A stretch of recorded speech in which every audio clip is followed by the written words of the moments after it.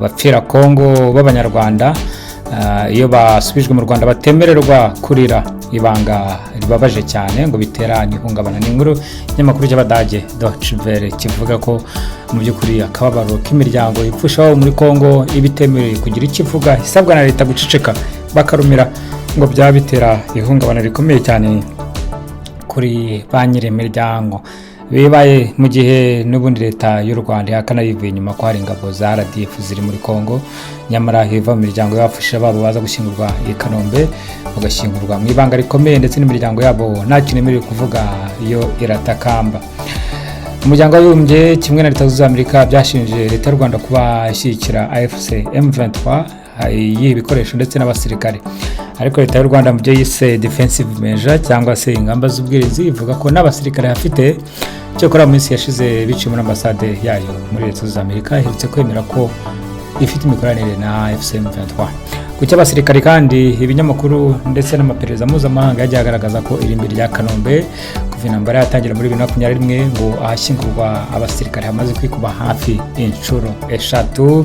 Satelite zafashe iyi mibare zivuga ko byanze bikunze hari igikorwa kidasanzwe gihitana abasirikare b'u Rwanda ku buryo irimbi ry'ikuba gatatu mu myaka 4 gusa. Tuyibutse ko intambara ya Kongo AFC M23 n'u Rwanda imaze hafi imyaka 4 ikaba itwara imbaga y'abantu benshi uhereye ku bantu baguye muri Goma bari benshi cyane, ndetse no mu tundi duce twabereyemo intambara. Leta zunze Amerika iherutse kuvuga ko izafata ibihano, nyamara u Rwanda rukomeza guhakana ko ruri muri Kongo mu gihe abaturage bo bakomeje gutakamba bavuga ko abana babo bapfa bagashyingurwa mu ibanga, bagasabwa kutabivuga ko ari ibanga rya leta, bityo no kubarira bikanga. Ngo hari benshi bamaze kujya kugira ihungabana no kujya mu bitaro kubera iyi mpamvu.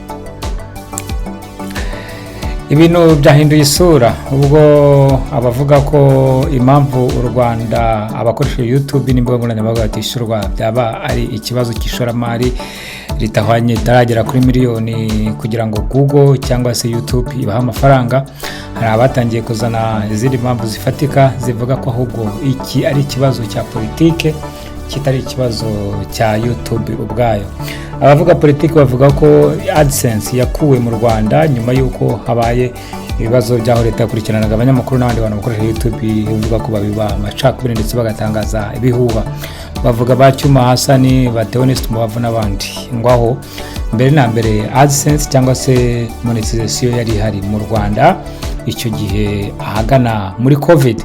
Ngari ko yaje kuvaho nta numwe wabisobanura. Abasengura hafi by'umwihariko bari mu opposition cyangwa se mu batavuga n'ubutegetsi bavuga ko ari leta ya FPR yabikuyeho ko yabonaga abaturage cyangwa se abarubyiruko batangiye kubona amafaranga menshi kandi leta idashobora gukontorora, ndetse kandi kavuga ko ibi bizatera abantu benshi no kujya ku mbuga nkoranyambaga bakavuga ibyo bishakiye, by'umwihariko birwanya leta, dore ko politike iri mu bikurikirwa cyane mu Rwanda.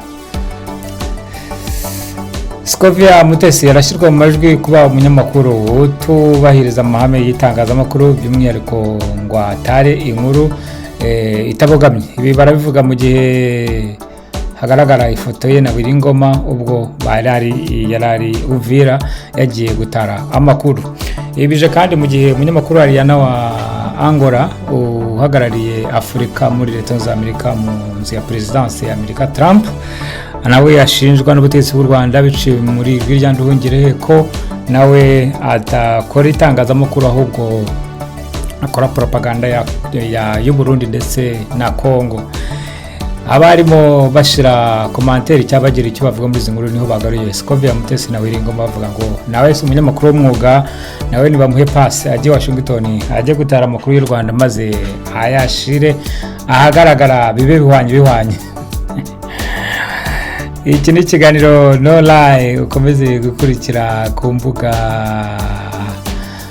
nkoranyambaga no kuri YouTube, kora share, subscribe na like. Uracyari mu makuru uri kumva. Hagati aho hari abavuga ko indagu z'amagare noneho ziri mu buryo bwo gusohora kuko ngo ibibazo by'u Rwanda bitangiye kuba byinshi cyane kandi nirubanye neza n'akarere. Baravuga ko ayo magare yavuze ko ingabo za Ruguru byasi bya Ruguru n'ibyo bizahura bwo n'u Burundi, Uganda ndetse na Kongo. Abavuga ibi ariko bavuga ko Magayane atiyasengura ngo avuge ibihugu bizarwanya u Rwanda. Hagati aho ariko twibutse ko mu by'ukuri abaperezida babiri cyangwa batatu bashobora kugwa muri iyi ntambara kugira ngo izarangire.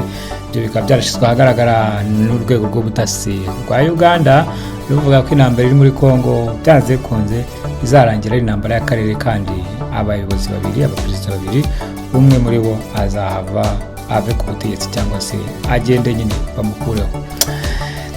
Ikibazo cya Kongo gikomeje kuba ingorabahizi. Ni mu gihe Leta Zunze Amerika mu nkuru iri kuri Deutsche Welle yanditswe ku itariki 3 z'ukwa kabiri ivuga ko Amerika imereye nabi Leta y'u Rwanda yishiraho pressure ibwira ngo nimutava muri Kongo tuzakora ibi.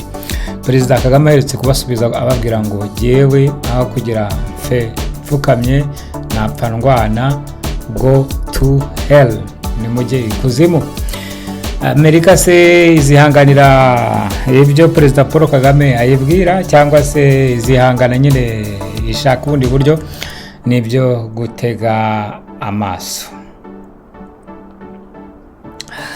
Reka rero tubashimire twibutsa ibyo twaganiriyeho. Ibanga ribabaje abapfira muri Kongo, abasirikari b'Abanyarwanda ntago bemerewe gutaka cyangwa se kurira babo no kubunamira ngiye bagiye gushyingura bikorwa mu ibanga. Ibintu Leta y'u Rwanda yakanayivuye inyuma ikavuga ko idafite ingabo muri Kongo ndetse ivuga ari abayisebye. Bamwe mu miryango y'ababudriya babo muri iyi ntambara yo muri Kongo bavuga ko ihungabana rimaze kubica ndetse rwose benshi bamaze kuremba kubera iki kibazo cyo kutemerwa kurira abawe bapfuye, ukanategekwa ko ugomba kubigira ibanga rusange ntugire umuntu ubibwira. Naho ikibazo cya monetization mu Rwanda gikomeje kuvugisha abantu, mu gihe bamwe bavuga ko Leta yayikuyeho, abandi bakavuga ko ari ishoramari ridashitse. Cyo kuravuga ko Leta yayikuyeho bavuga ko n'ubundi 2021 gutyo 2021 mu gihe cya Covid iyo monetization yari ihari kandi iryo shoramari naryo rihari, Leta ivuga ko ritaragerwaho biciye muri Ministry Paula.